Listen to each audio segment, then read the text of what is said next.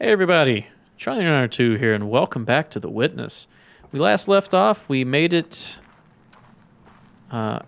through the secret passageway, through this giant cavern of just difficult puzzles everywhere. There is a voice recorder here.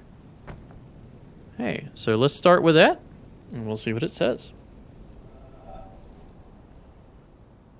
Then the occupant of the first would shout to keep him clear. And if the other did not hear it the first time, nor even when called 3 times, bad language would inevitably follow. In the first case, there was no anger, and in the second, there was. Because in the first case, the boat was empty, and in the second, it was occupied. And so it is with man. If he could only roam empty through life, who would be able to injure him? Shuangsu, 4th century BC. So, how did it go? I don't know. I don't remember. Wait, what? No, it's normal for me. I never remember my dreams. If I try right when I wake up, I can just barely remember fragments. Later in the day, 20 minutes later, those fragments are gone. And as I write them down, and if I read them later, it's like these are ramblings of a crazy person. Yeah, but then how do you know there aren't any side effects? I mean, do you remember everything else about your life? It's fine. We're just doing suppression, not lobotomies. I mean, everything is still there. In dreams, we often take on personalities that are a little different. We forget details of our waking life, and remember fictions in their place. How does that happen? Well, we're just using the same pathways. It's fine. But really, how should I know if something's missing?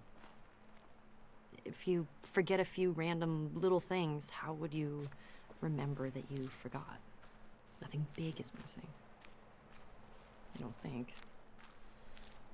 Wait, who are you again? Oh, God. Why did we let you go first?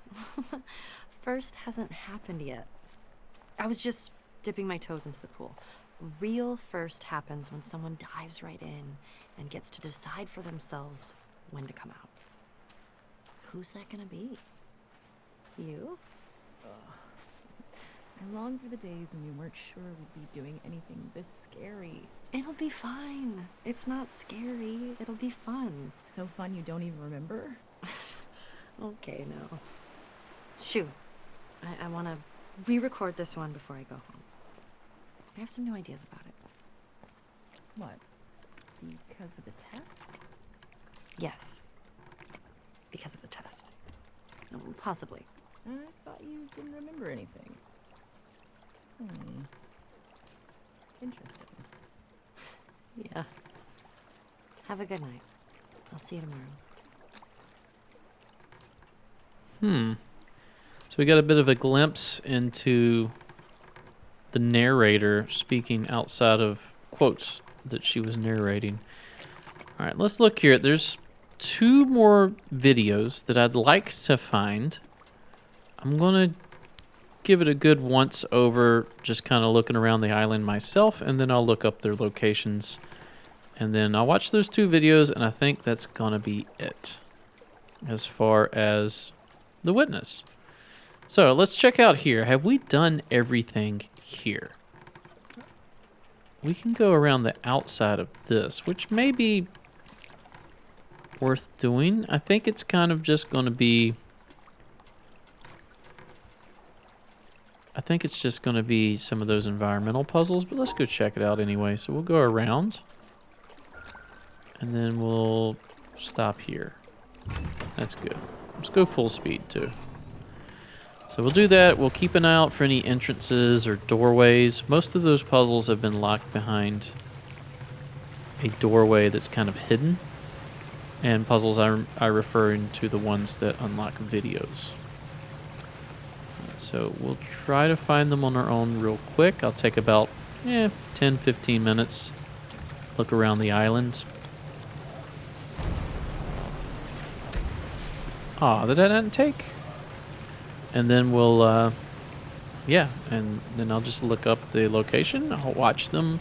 I'll probably have to cut them out of YouTube, or at least mute them. But I will come back and give you my thoughts on those. One of those videos is said to be an hour long, which is a bit daunting.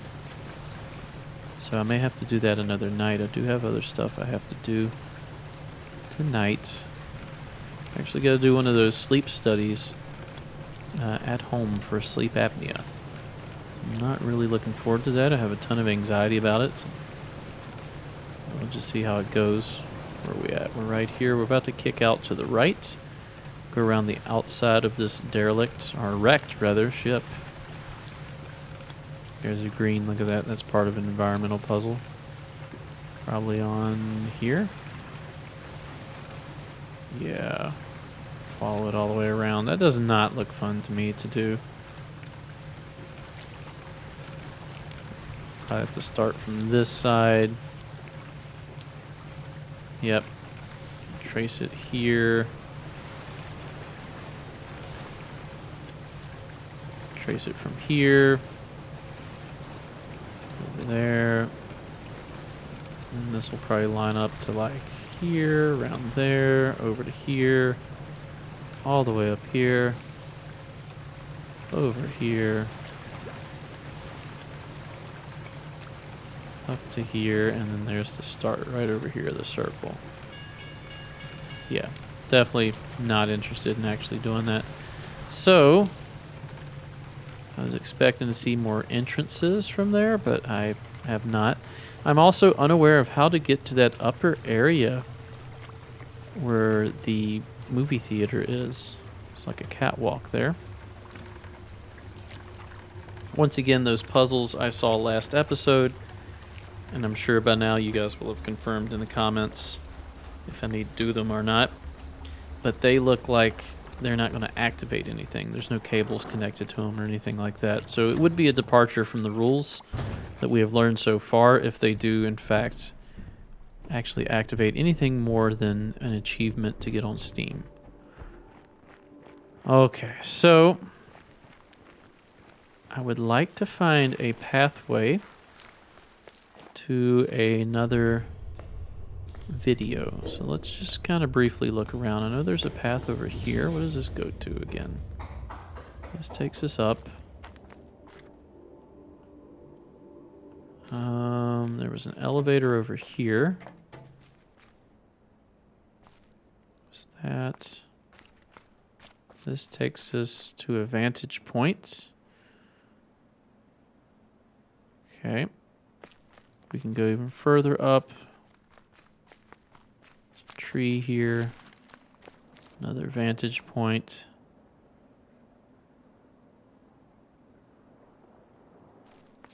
Just trying to look for hidden doors or anything like that. Not seeing them so far. I am interested into how to get to the other side. Underneath here, there's no doorway. And it's down below here. It's underneath here. You would think the entrance may be around here, but it doesn't seem to be the case.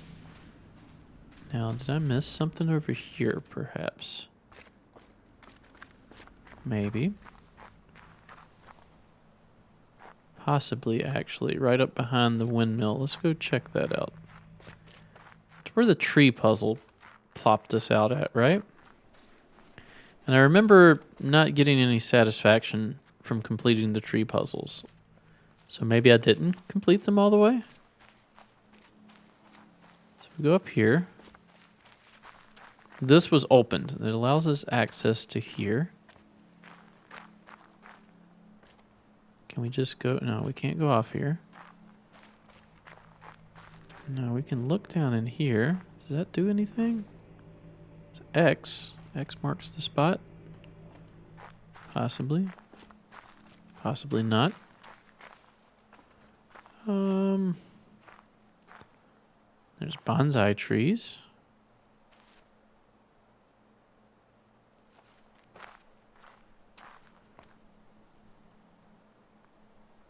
Then we have, yeah, the relationship between like tree branches and then like branches of arteries, veins, capillaries, lungs, blood flow, nerves. Okay, so I feel like this is just flavor. Can we go up here? No. Can we go out here? No. So yeah, I'm not seeing anything here. So maybe not.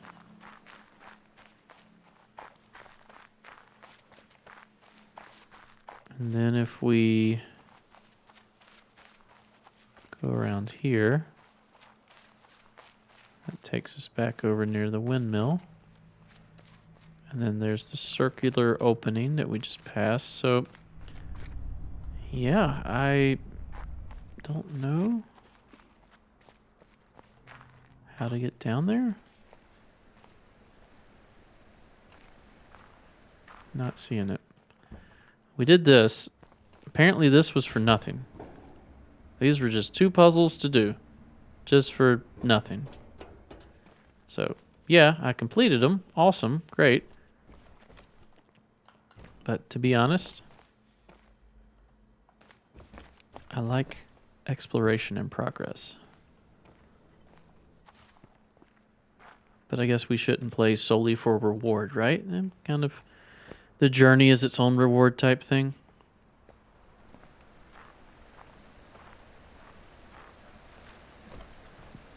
There's a bridge over there that takes us to that. Yeah, I don't know where we can go to try to get those other 2. So, tell you what, we'll pause the video right here. It will be instantaneous for you, but I'm going to look up where to find those other 2, and then I'll be right back, and we'll go find them. Okay, we're back. I looked up a couple hints. The only hints I looked up were where the secret rooms were located in order to get the designs, the hexagonal designs, to unlock the last 2 videos. Now, that did do a slight spoiler for me, because one of the secret rooms is located inside the mountain, and that's going to be in that challenge area, I believe it's called. So we're going to go back to that in a second, but first there is one located at the shipwreck. What is the easiest way to get to the shipwreck? Was it by the village? I don't even remember at this point. The shipwreck was near the tree houses, right? So what's the way to get there? Was it over this direction? I'm a bit lost. Maybe I need to get on a boat. This is the start over here. So yeah, it wouldn't be there. It wouldn't be there. It would be back this way. Actually, this corner over here, right? So let's get to the shipwreck. Apparently there was a secret room I missed there. And then we got to figure out how to do the secret room in the mountain. I know where to start for that. I just don't know how to complete it. We shall see. Can we go over here? No. We go up here? Yes. And we draw that. There's the. Maybe we'll just take the boat. That might be the quickest way.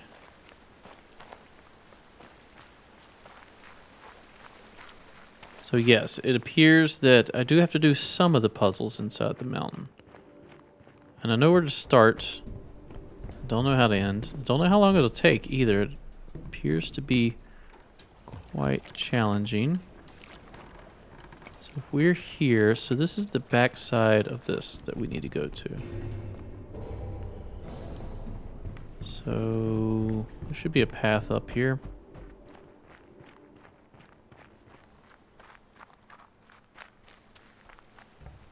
All right, so over here. Are we the narrator? Is that what this is? Because the way she sounded was like she forgets things. So maybe that's why everything seems completely different here. Yeah, over this direction. So how do we get on the ship from here? Go this way? So maybe we are playing as the narrator. Maybe we're in some type of like simulation or something. That would be my guess. Could be wrong. Will we ever get any resolution? How do we get over there? I don't even remember at this point. Do we have to go through here? Possibly. Maybe just on the other side. Let's see.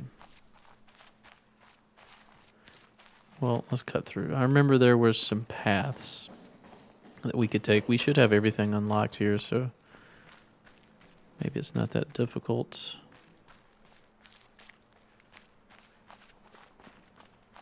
So this way, we could go up here, and I think there was a path out. Was it here? No?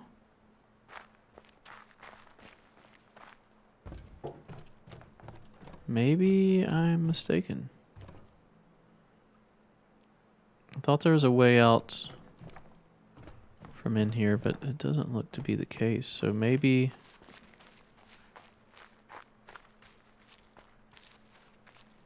yeah, maybe we just go around the side. Oh.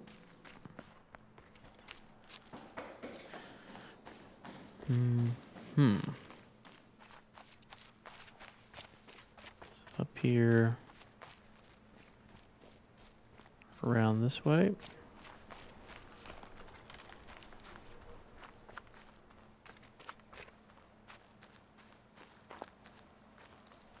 Come on. Yes, here's a path.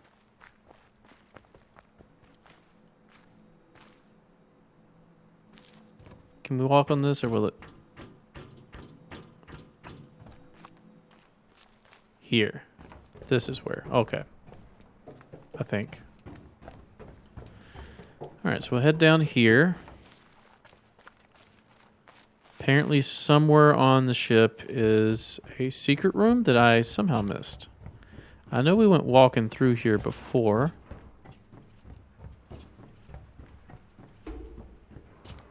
And maybe it's up here.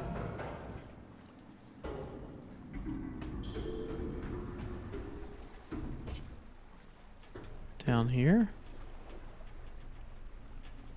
Is that something? That's just a light.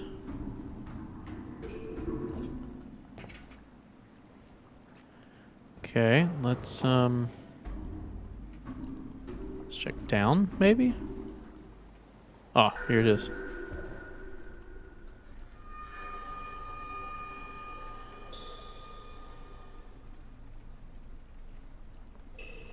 Okay, there's 3 colors, 3 sounds.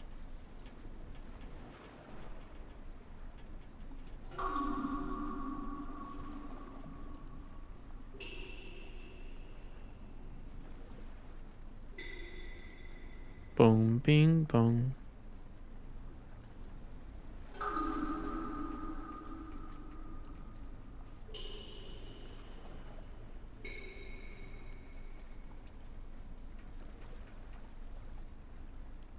Trying to listen.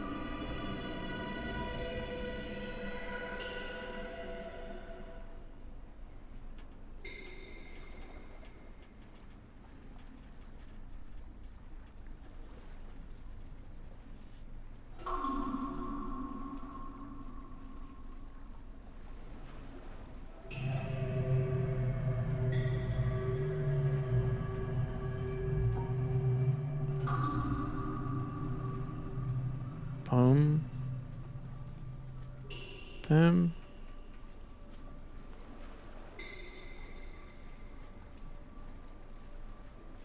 Oh. Oh. Is it a second line that starts from... okay. Boom. Boom.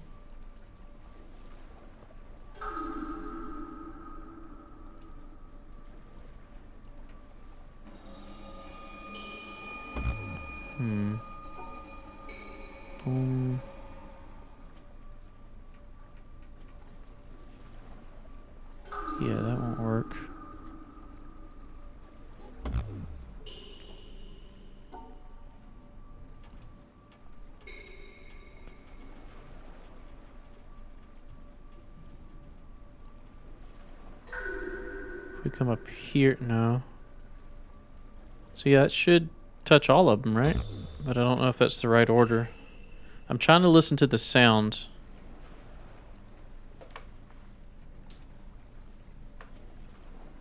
So I'm hearing boom. High. Medium.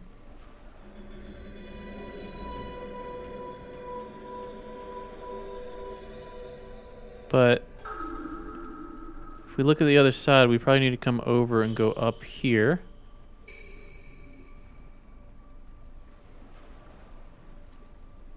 And then come over here.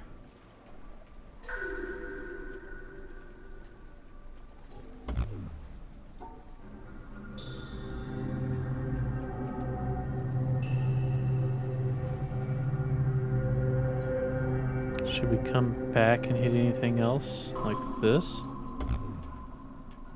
Boom.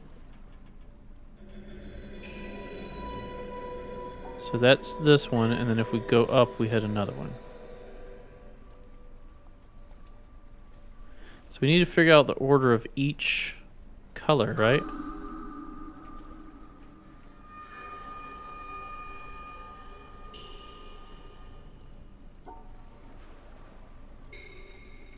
Boom.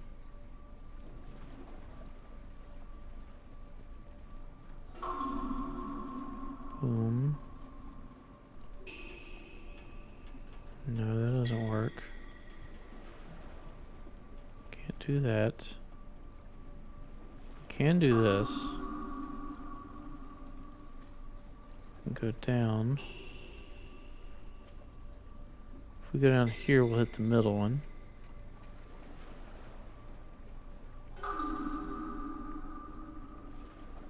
Maybe we need to do something like this. Go down. Here to hit the middle one. Down, over, over, down, and out.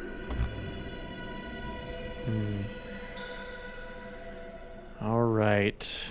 Alright. Tell you what, I'm going to look up the answer to this one. I'm to the point now where I just want to see the rest of the content. Let's see. If I can pull it up quickly enough.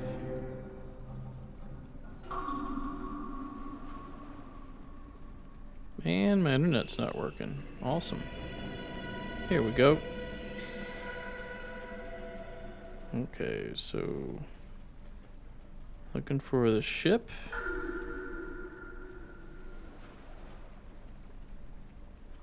Oh wow, this page is taking so long to load. This is insane. Alright, so secret rooms. Look at the ship.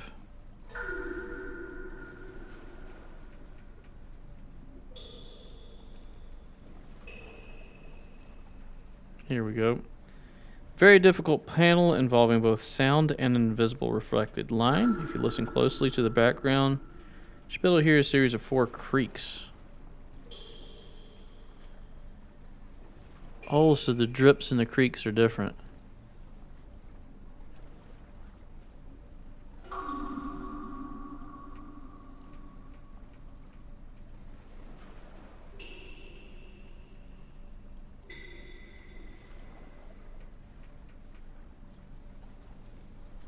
Two creeks.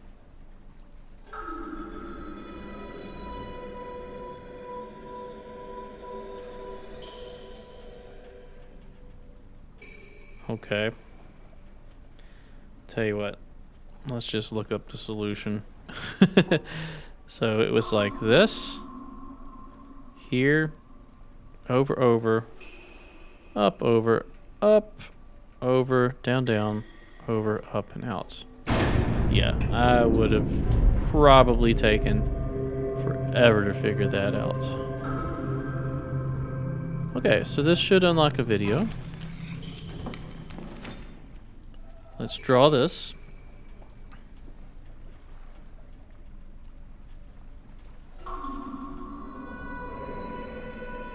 Okay, got it. I didn't draw it, I just took a picture of it with my phone. And let's go watch that video. Now, I may have to cut this video out. This may be the hour-long one. I'm guessing the hour-long one is probably the reward from completing the challenge mountain? Challenge cave? We shall see, though. What's the quickest way out of here? I guess up here.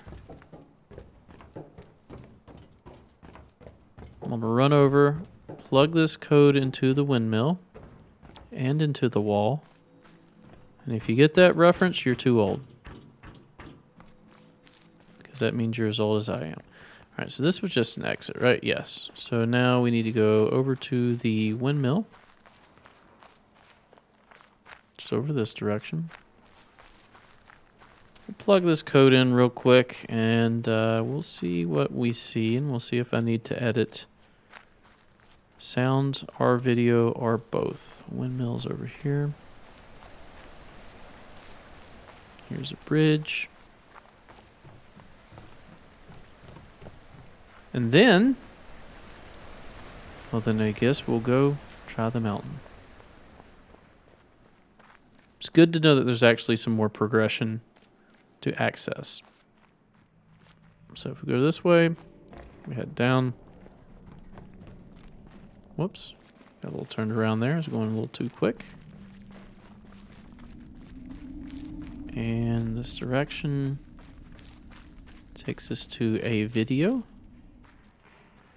All right, let's see if we can put this in correctly. It looks like we go like this, and like this. And here we go.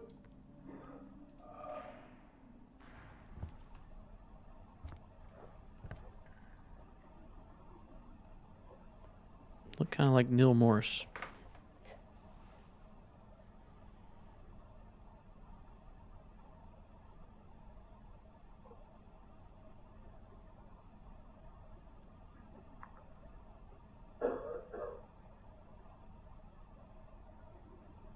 Tell me this isn't the hour-long video, right?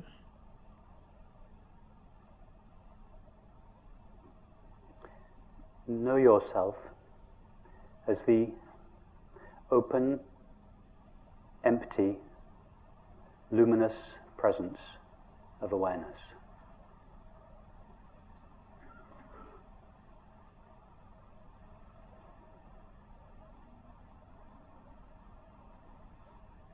Open because you say yes unconditionally and indiscriminately to all appearances of the mind, body, and world. Like empty space, you have no mechanism inherent within you that can resist any appearance. We don't have to make this the case, it is already the case.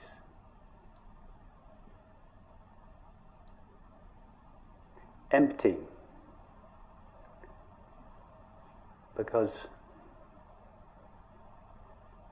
although you, I, this aware presence is aware of thoughts, sensations, and perceptions. It is not made out of a thought, a sensation, or a perception. It is made out of pure knowing or awareness.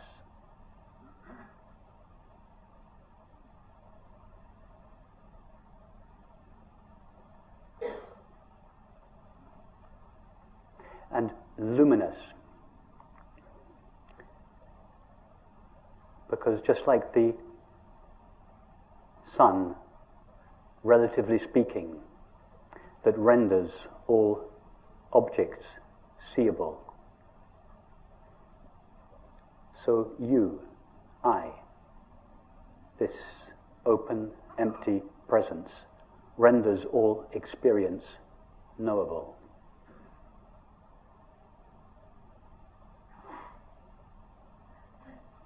In fact, we don't really see objects, relatively speaking, illumined by the sun. We just see reflections or modulations of the sun's light, appearing as a multiplicity and diversity of color. In the same way, we don't really know the objects of the mind, body, and the world. We just know our knowing of them.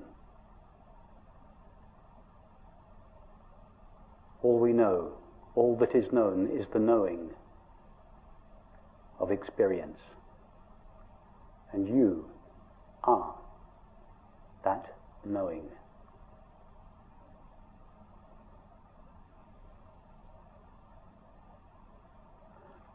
All that is ever known is a modulation of our own knowing presence, modulating itself in the form of thinking, sensing, and perceiving, and seeming to become a mind, a body, and a world. But we never actually know a mind, a body, and a world as they are normally conceived. We just know our knowing of them. And this knowing, the substance of our experience, the only substance of our experience, is ourself. In other words, we know ourself alone. Awareness knows nothing other than itself. Be knowingly this open, empty, luminous presence of awareness. We don't need to do anything special to make this happen. Above all, we don't have to manipulate the mind in any way whatsoever to be this presence of awareness.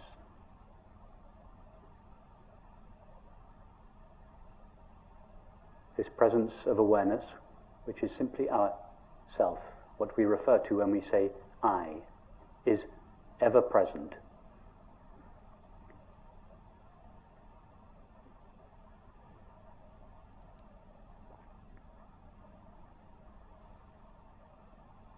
Just check this in your own experience. Nothing that I am saying this evening, there is nothing that cannot be checked in your own direct experience right now. I bring no special knowledge to this meeting. I don't have a store of knowledge which I am disseminating. I'm just, within the limits of language, trying to describe the current experience. Ask yourself, do I know anything other than now?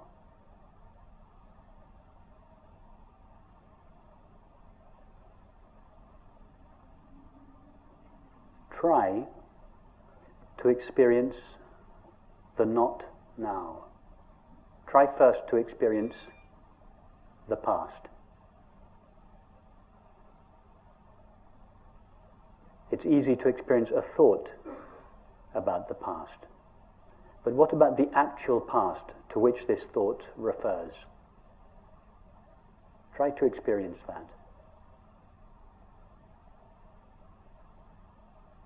Can you step into the past? Can you go 1 second into the past? Or 1 second into the future? Thought can go there. But what about you?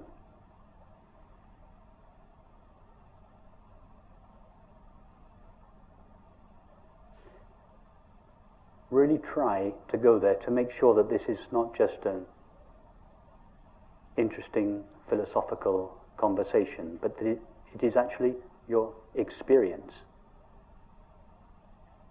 That the past and the future are never experienced.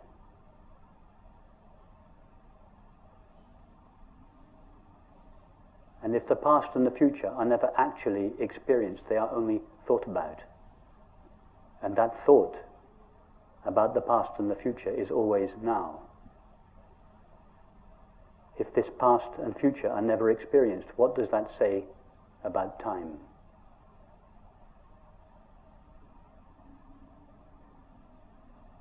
Time is a movement between a non-existent past towards a non-existent future.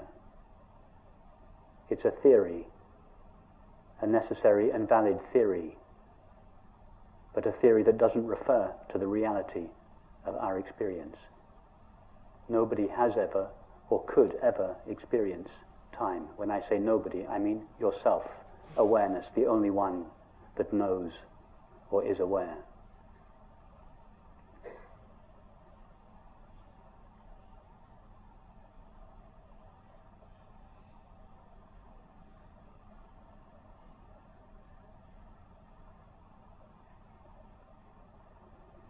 This guy sits for uncomfortably long amounts of time. Off the plane from London to in Washington, D.C. last weekend before coming here.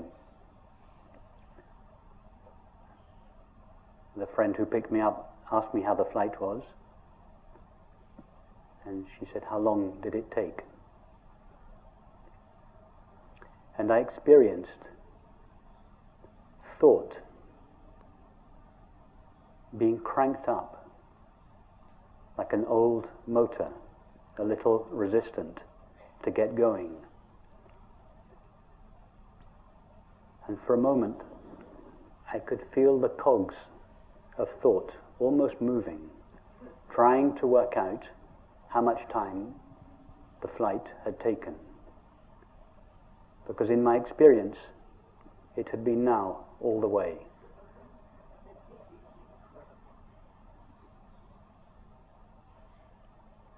I had never left London. London had left me. I had never got onto an aeroplane, a flow of sensations and perceptions that thought abstracts and calls a body in an aeroplane, flowed through me. And I never arrived in Washington, D.C. Washington, D.C. arrived in me, or at least the cluster of perceptions that thought calls Washington, D.C. arrived in me. In the same way, nobody ever walked into this room, and nobody is sitting on a chair, and nobody is listening to a talk. A colorful flow of sensations and perceptions appears in awareness. But awareness never goes anywhere or does anything. It is always here and now, not here a place and now a time. Here, this dimensionless, now this timeless presence of our own being. That is our experience, whether we recognize it or not.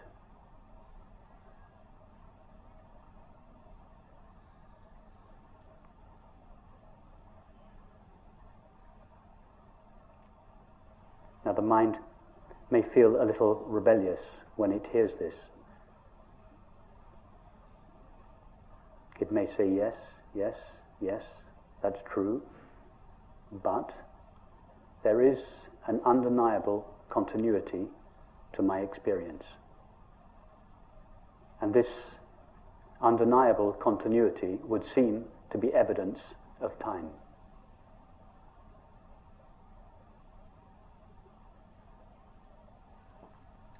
Where does this felt sense of continuity come from? All we know of the mind is the current thought or image. And thoughts and images are intermittent. The body is known through sensation, and all sensations are intermittent. All we know of the world is perception, that is, sights, sounds, tastes, textures, and smells. In fact, nobody has ever experienced a world as such, a world as it is normally conceived to be. We just know the current perception. And all perception is intermittent. So if the so-called mind, body, and world are intermittent, from where does this felt sense of continuity come from? It comes from the only thing, if we can call it a thing, that is truly continuous, or in fact not continuous, but ever present now in our experience, and that is our own being, the presence of awareness. The presence of awareness is the only thing that is known to be ever present. Now the mind knows nothing of awareness because the mind only knows apparent objects. So when the mind looks at experience to find what it is that accounts for continuity, it cannot see awareness. And so it manufactures a substance called time to account for the continuity of experience. In other words, continuity in time is what eternity looks like when viewed through the narrow slit of the mind.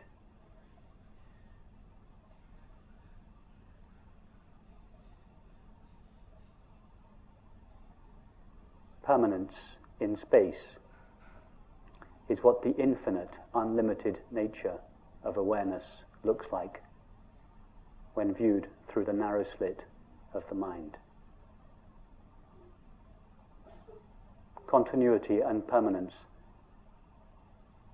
are pale reflections at the level of the mind of the true, eternal and infinite nature of awareness, that is, of our self.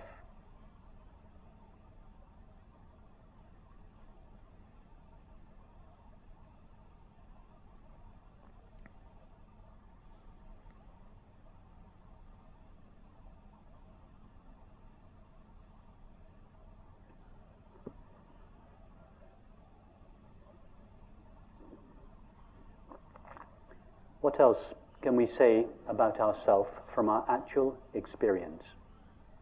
Which means right now, what can we know for certain about ourself? Not what thought may tell us about ourself, but what we actually know in this moment, derived only from our experience of ourself. Ask yourself, can I, this open, empty, knowing presence, can I be agitated?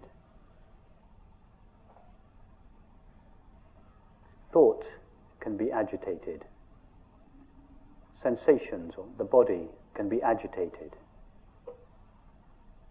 The world can be agitated. But what about you, the one that knows the apparent mind, body, and world? Can you, this open, empty presence, be agitated?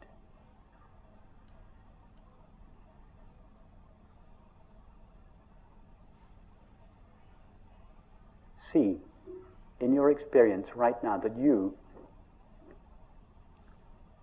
are, and this of course is just an image, are like an open, empty space, such as the space of this room.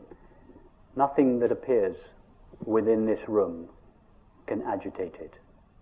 We are all sitting peacefully now, but if we were to stand up and start dancing or fighting, would the space of this room become agitated? You are like that. You, I, the presence of awareness, are undisturbable, imperturbable.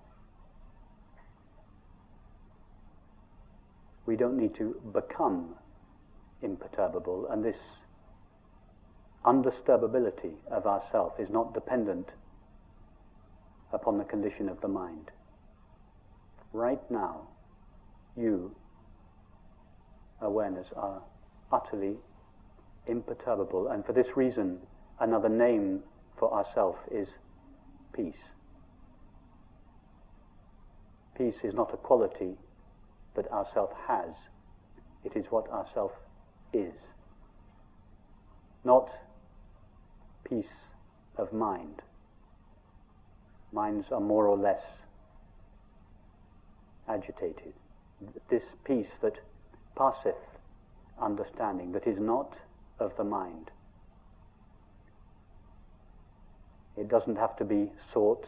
It is not hiding in the background of experience. This very awareness that is seeing, hearing, knowing, is pure peace itself, shining in all experience, however apparently agitated that experience may be.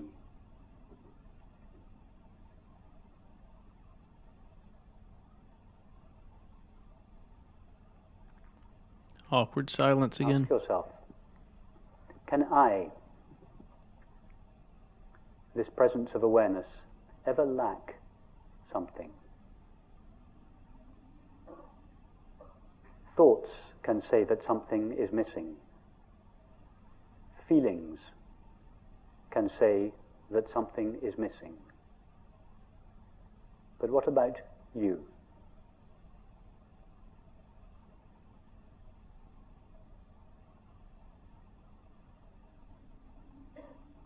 Without referring to thought or feeling, is there the slightest motive in you to avoid the now and replace it with the not now?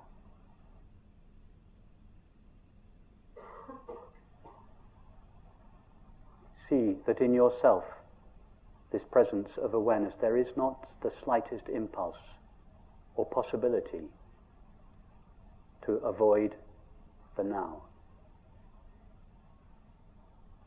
And what do we call this absolute absence of resistance to the now? The absolute absence of resisting what is and seeking what is not. What is the common name we give to this? It is called happiness. We all know that when we are happy, we are by definition not resisting the now and seeking in the past or the future. By happiness, of course, I do not mean a pleasant state of the mind or the body. I mean this absolute impossibility of ourself ever to resist or seek. To resist what is and to seek what is not. So happiness, like peace, is just another name for ourself. It is not a quality that ourself has, it is what ourself is.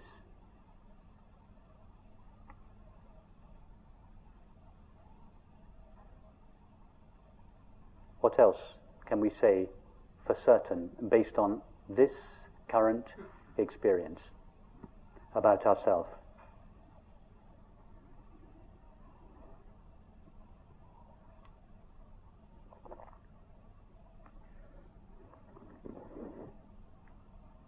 When I was driving here, or being driven here, the day before yesterday,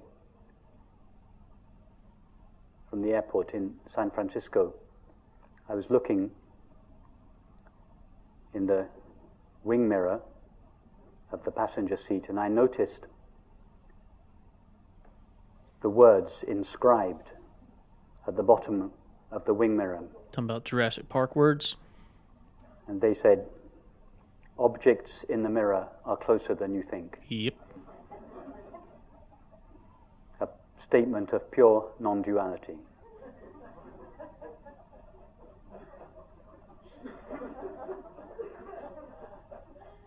Objects that appear in the mirror of consciousness are closer than we think.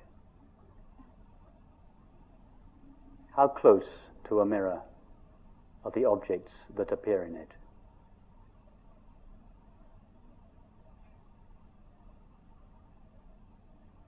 Are there in fact two things?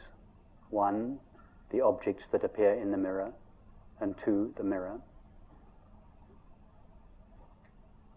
Or is it all just mirror?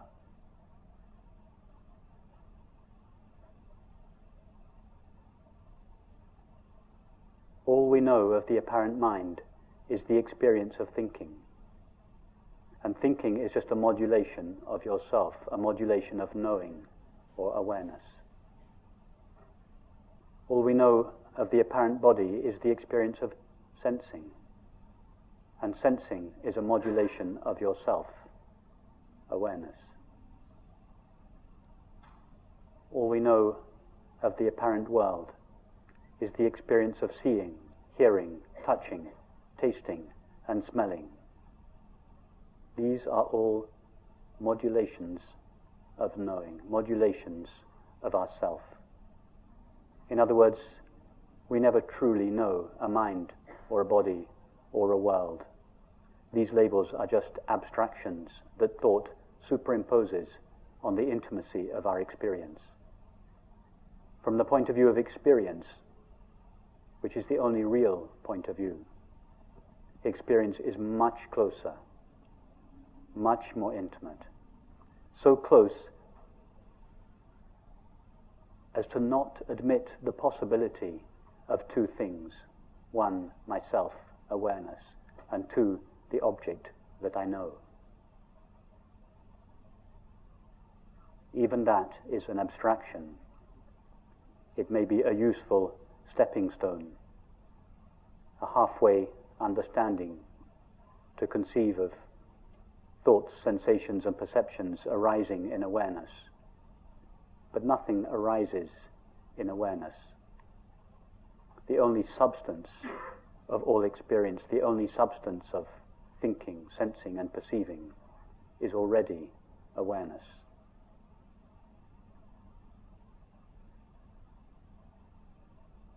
What do we call this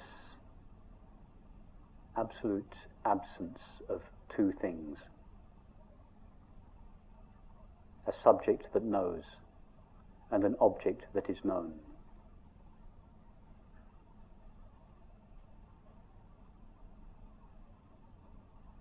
Take now the experience of hearing. Go to the sound of the air conditioning. Forget about the labels sound and air conditioning. Our only knowledge of the apparent air conditioning is the experience of hearing. How close does hearing take place to you? 5 meters away? 10 meters away? Refer only to your experience, not to what thought tells you about sound. Where is hearing? Is it close? Intimate? And in the experience of hearing, can you find two parts? One part that hears, and another part that is heard? Or is it just one seamless, intimate substance called myself?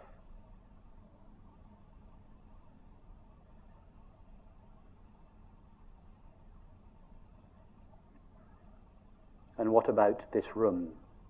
Thought says, I, the inside self in here, sees the room, the outside world, out there.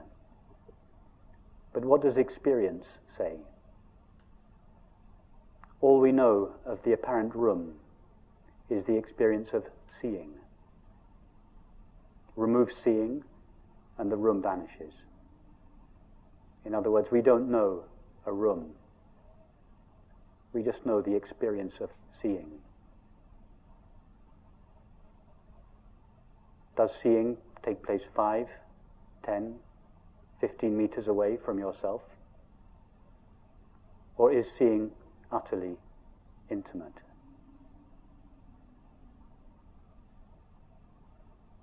And can you find two parts to the experience of seeing? One part that sees, and another part that is seen? Or is it just one seamless, intimate substance.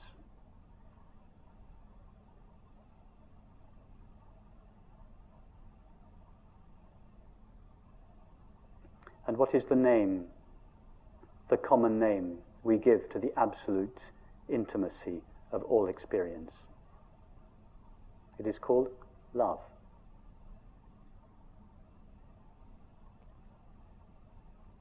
Love is the most familiar experience that we all know, the collapse or dissolution of the sense of a self in here and an object, other, or world out there. The collapse of this sense of separateness, distance, otherness, not me-ness, is what we call love.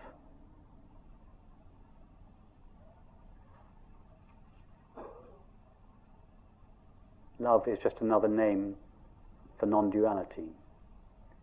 If we call it non-duality, there's just a few thousand of us in the world that are interested in it. But if we call it love, or peace, or happiness, then all 7 billion of us are interested in it.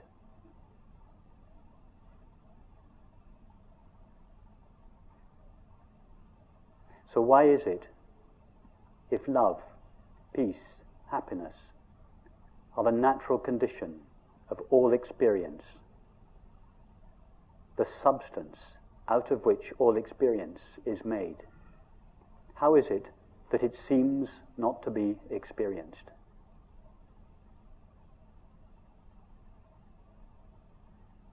It is because of a single thought that rises in awareness, made only of awareness, which imagines that awareness shares the limits of the thoughts, feelings, and sensations that appear within it. It is like imagining that a mirror shares the limits of the objects that appear in it. With that thought alone, the ever-present, unlimited awareness, which is what we are, seems to acquire or take on the apparent limits of the body and the mind, just as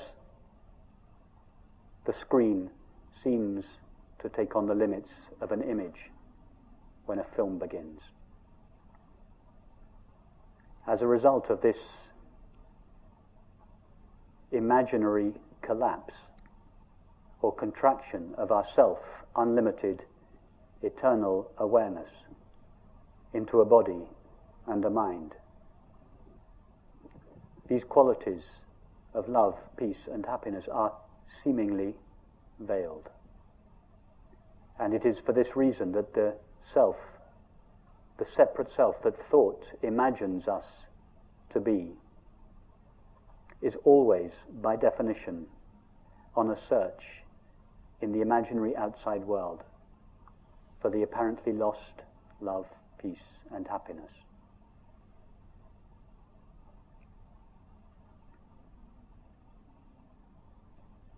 However, this imaginary inside self cannot, by definition, find the love that it seeks, because its very presence, its apparent presence, is the veiling of that love. All the separate self seeks is love. In fact, the separate self is not an entity that searches, it is the activity of resisting the now and seeking the not now. All this seeking ever wants is love. But love is the dissolution of this seeking, the dissolution of this imaginary self.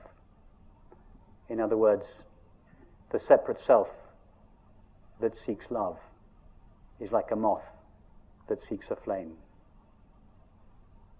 The flame is all the moth wants, but it is the only thing it cannot have. Because as the moth touches the flame, it dies. That is its way of knowing the flame.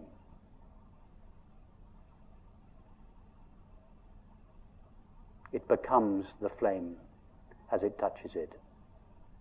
That is the separate self's way of finding love, by dying in it.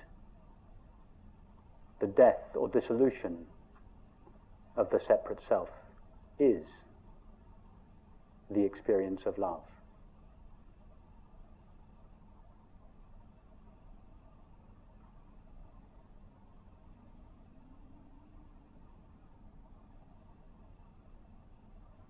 Awkward silence.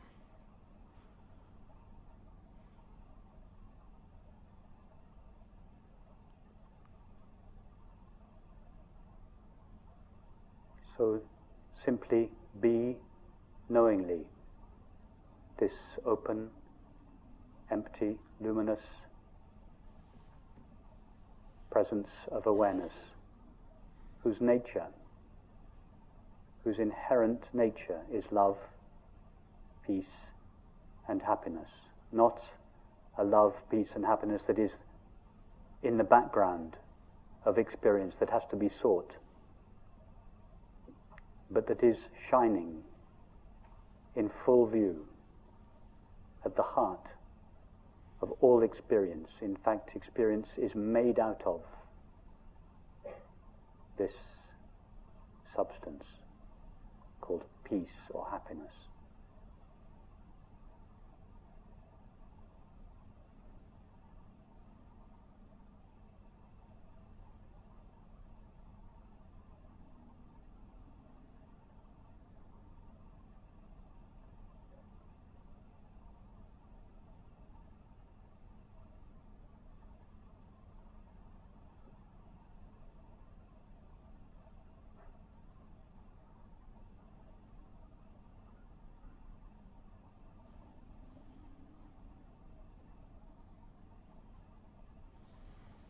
Okay, creepy.